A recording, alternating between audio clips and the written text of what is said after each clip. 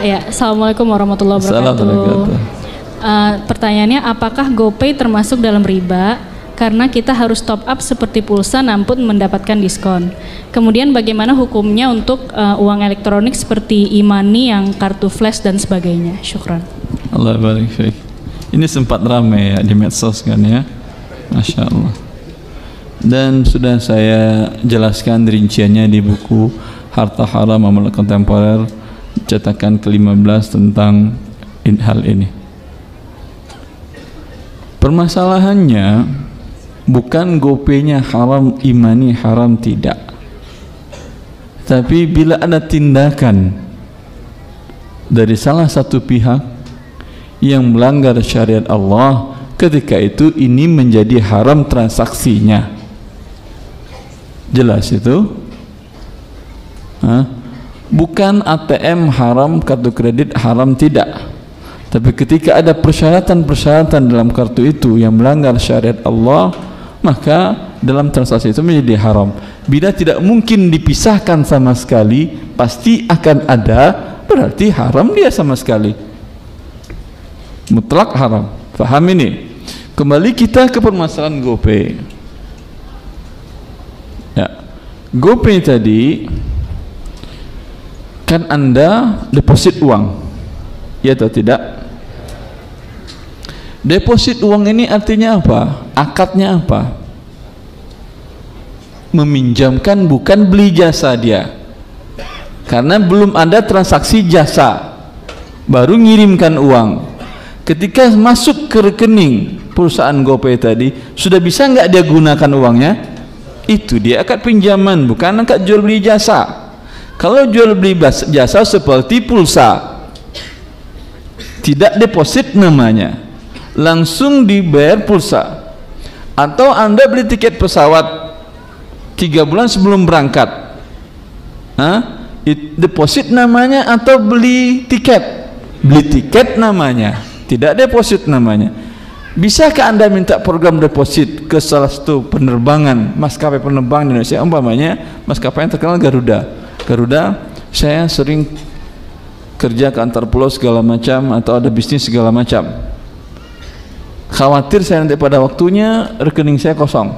Saya deposit di Anda umpamanya 10 juta. Dia bilang, Bapak beli tiket kemana? Belum ada, beli nanti. Pegang 10 juta, besok saya beli tiket umpamanya ke A, kota A, berkurang uang saya. Besok saya beli kota B, berkurang uang saya. Bisa nggak di Garuda? Bisa atau tidak? Tidak bisa, karena tidak ada deposit dia. Kalau yang di GoPay bisa atau tidak? Dan itu memang yang diinginkan. Karena semakin banyak orang deposit, uang semakin banyak bisa diputar, dapat modal. Jangankan masalah permodalan, masuk saja uang ke rekening dia, kalaulah di bank riba ataupun di bank syariah, ada nggak bagi hasil ada pertambahan? Ada atau tidak? Ada. Andai umpamanya ada 1 juta orang deposit 100.000, berapa miliar itu? 1 juta kali 10.000 berapa? 100.000 sudah 10 miliar. 10 miliar per hari, berapa sudah keuntungannya?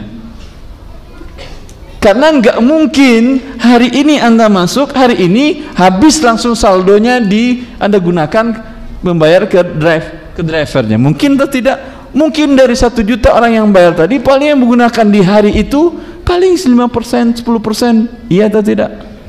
Itu keuntungan yang luar biasa. Dan buktinya ini keuntungan luar biasa. Anda lihat banyak perusahaan berlomba-lomba membuat skema yang sama, bisa mengumpulkan dana sebanyak-banyaknya. Sampai di sini tidak masalah. Tetapi karena akadnya deposit meminjamkan, maka si pemberi pinjaman tidak boleh mendapatkan keuntungan atau pertambahan. Ya, silakan deposit, nggak ada diskon. Mau bayar pakai deposit, mau pakai uang cash, tidak ada, sama.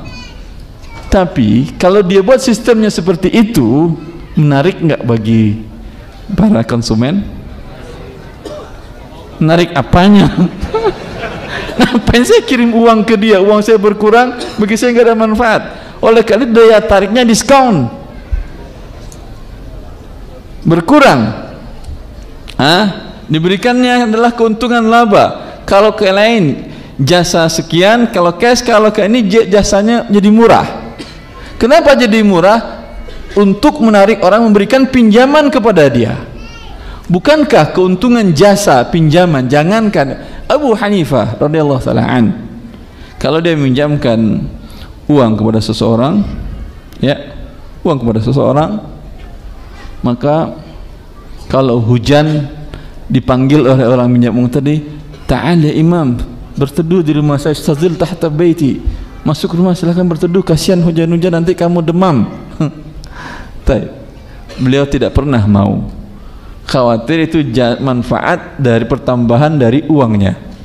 Kalaulah dia berteduh di tempat lain kan bayar, ya atau tidak? Maka ini yang dikatakan Rasulullah SAW, idza aqrada ahadukum qardan fa uhdiya ilaihi aw hamalahu fi dabatihi fala yaqbalha wa la yarkab illa yajri bainahu wa bainahu qabla dhalika. Hadis riwayat Abu Dawud disahihkan banyak para ulama dan An-Nawawi dan Syekh Al-Albani.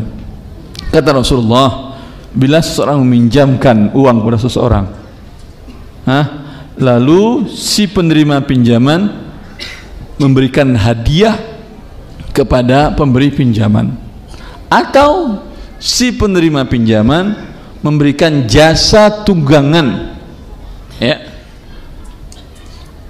kata Rasulullah, jangan terima hadiahnya dan jangan mau naiki tunggangannya. Tetangga A dan B, A butuh uang 10 juta, lalu dia pinjam kepada B, dipinjamkan oleh B. Selama ini A tidak pernah berikan hadiah makanan apapun kepada si B. Semenjak pinjaman, Masya Allah, pagi hari lontong dikirim, pecel, siang hari nasi bungkus Padang dikirim, malam hari sate dikirim. Ini sate, apalagi ini lontong, nasi Padang, riba semuanya ini. Karena sebelumnya tidak pernah ada. Kenapa? Nanti ketika dia bayar 10 juta, bukan 10 juta dia bayar, 10 juta ditambah hadiah. Selama ini hitung berapa hadiahnya. Andai hadiah itu dihitung, diakumulasikan namanya angkanya 500.000, berarti dia bayar 10 juta 500.000. Itulah dia ribanya. Sampai Rasulullah mengatakan, kalau ditawarkan tunggangan, jangan kau naiki, kata Rasulullah. Kebetulan dia satu kantor, si A dan si B bertetangga tadi. Sebelum pinjaman ini nggak pernah si A itu nawarin, ayo bareng aja daripada naik 2 kendaraan, nggak pernah. Tapi Masya Allah, setelah dapat pinjaman, ketok pintu, assalamualaikum, ayo bareng-bareng daripada tai. Ini kan namanya dapat ketika dia bayar. Ojeknya ada berapa tuh kalau dia naik ojek? Anggap 20.000 1 bulan, berapa? Udah 400.000 kan ya? 20.000 ke 20, 400.000. Sampai dia mengembalikan nanti bukan 10 juta lagi. Kalau sebulan 10 juta 400.000. Kalau 2 bulan 10 juta 800.000. Teruskan pertambahannya. Kecuali ini sudah sering terjadi, kata Rasulullah, illa ajri bainahu wa bainahu qabla dzalika. Sebelum pinjaman ini tetangga berdua ini Masya Allah, satu kantor, sering ketemu, assalamualaikum, ayo be bareng, pada 2 mobil, pada 2 kendaraan. Begitu juga kadang ada hadiah, beri makanan, beri segala macam. Ketika ada pinjaman tetap berjalan, ini bukan karena pinjaman dan bukan riba namanya, emang hadiah. Paham ini? Untuk GoPay tadi gimana? Pernah ada dapat diskon tanpa deposit tadi? Pernah? Tidak ada. Maka ini adalah riba. Begitu juga ketika Anda bayar dengan kartu, umpamanya salah satu toko retail kan Anda mengeluarkan kartu A, kartu B, bayar deposit uang di situ, ada kan ya? Ada nggak penawaran mereka ketika Anda membeli barang mereka, Pak mau bayar cash atau pakai kartu? Kalau pakai kartu e-money ada diskon, pernah nggak? Sama, nggak ada bedanya, sama ribanya. Ketika Anda cash pakai uang, Harganya biasa 100.000. Ketika Anda pakai kartu yang meminjamkan uang kepada dia sebelumnya, harga 90.000. Berarti Anda pinjamkan kepada dia sekian, ada pertambahan 10.000 dari dia. Yang nggak meminjamkan dia nggak ada pertambahan. Riba atau tidak? Alhamdulillah. Begitu juga kartu tol yang bayar uang di depan. Kalau Anda pakai kartu tol, kan minjamin uang ke dia kan ya, walaupun ke sesuatu bank tapi atas nama rekening dia, milik dia. Pernah nggak ada program promosi dan lain-lainnya? Kalau pakai kartu ada potongan, kalau tidak pakai kartu harga biasa. Pernah? Kalau pernah ada ribanya jangan. Yang jelas ketika beda harganya. Apakah dia kartunya haram? Tidak, berguna sekali. Tapi ketika ada penawaran riba, jangan pakai. Paham? Ketika penawaran dari toko retail tadi, Pak, kalau pakai cash sekian, kalau pakai kartu yang deposit tadi lebih murah. Dia bilang, saya nggak mau pakai riba, nih cash.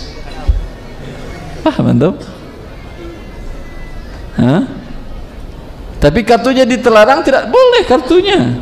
Gunakan nanti namanya buat tol dan lain-lainnya. Jelas permasalahan apa tadi? GoPay tadi. Allah barik fikum.